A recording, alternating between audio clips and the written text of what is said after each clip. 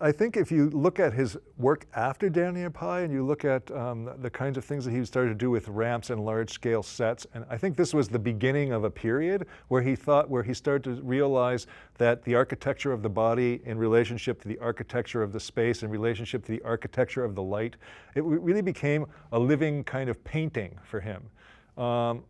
He was seeing, I think at this particular point, looking back, he was seeing his work as a series of snapshots. So there was a kind of physicality that was growing through the work, but he was also aware of the pictures that he was making with the work.